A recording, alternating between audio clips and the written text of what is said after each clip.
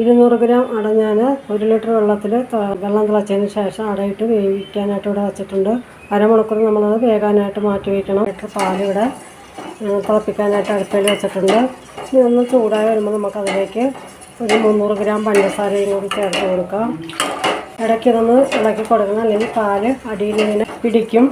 അതുകൊണ്ട് നമുക്ക് ഇടയ്ക്കിടയ്ക്ക് ഇങ്ങനെ ഇളക്കി കൊടുക്കണം. എടുക്കണം ഈ പാലും പഞ്ചസാരയും കൂടെ കടന്ന് വേണം മുറുകാനായിട്ട്. അപ്പോൾ നമ്മുടെ പാല് ചൂടായിട്ട് നമുക്കതിലേക്ക് പഞ്ചസാര ഇട്ട് കൊടുക്കാം. പഞ്ചസാര ഞാനൊരു 300 ഗ്രാമോളം ചേർത്തിട്ടുണ്ട്. പഞ്ചസാര ഓവറായിട്ട് ഇടണ്ട, നമുക്ക് ആവശ്യത്തിനുള്ള ഇട്ട് കൊടുത്താൽ മതി. എല്ലാവർക്കും ഒരുപോലെ മധുരം ഇഷ്ടപ്പെടുന്നവരായിരിക്കില്ല. അതുകൊണ്ട് മധുരം നിങ്ങളുടെ വീട്ടിൽ എങ്ങനെയാണോ ഇഷ്ടം അതുപോലെ ചേർത്ത് കൊടുക്കുക. അപ്പം നമുക്ക് ഈ പാല് നല്ലോണം തിളപ്പിച്ച് കുറുക്കി എടുത്തുകൊണ്ട് വരാം. അത് ഒന്ന് നല്ലോണം തിളച്ച് വരുന്നുണ്ട്. തീ സിമ്മിലാണ് ഇട്ട് കിടക്കുന്നത്.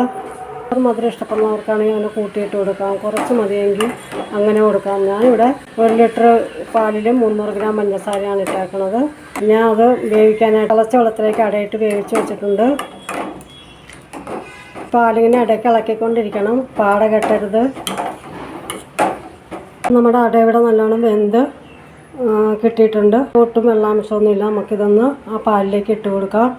തിളച്ച വെള്ളത്തിലേക്കാണ് അടയിട്ടത് കേട്ടോ. എന്നിട്ട് ഒരു 30 മിനിറ്റോളം നമ്മൾ റെസ്റ്റ് ചെയ്യാൻ വേണ്ടിയിട്ട് വെച്ചു.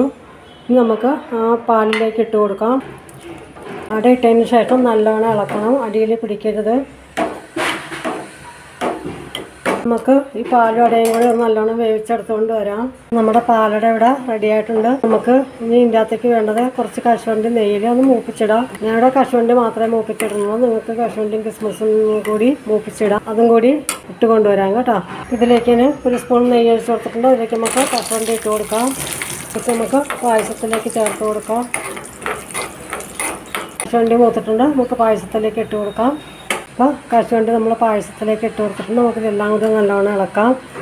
ഇതൊരു ബൗളിലേക്ക് മാറ്റിയെടുക്കാം. നമ്മുടെ പാലട ഇവിടെ റെഡി ആയിട്ടുണ്ട്. അപ്പം നിങ്ങൾ ഇതുപോലെയൊക്കെ ഒന്ന് ട്രൈ ചെയ്യുക. ഒന്ന് കമൻറ്റ് ബോക്സിൽ അഭിപ്രായം പറയുക, ഒന്ന് ലൈക്ക് ചെയ്യുക, ഒന്ന് സബ്സ്ക്രൈബ് കൂടി കാണുന്നവരൊന്ന് ചെയ്തു പോവുക. അപ്പോൾ ഓക്കെ, അടുത്ത വീഡിയോ ആയിട്ട് നമുക്ക് വീണ്ടും വരാം. Bye bye.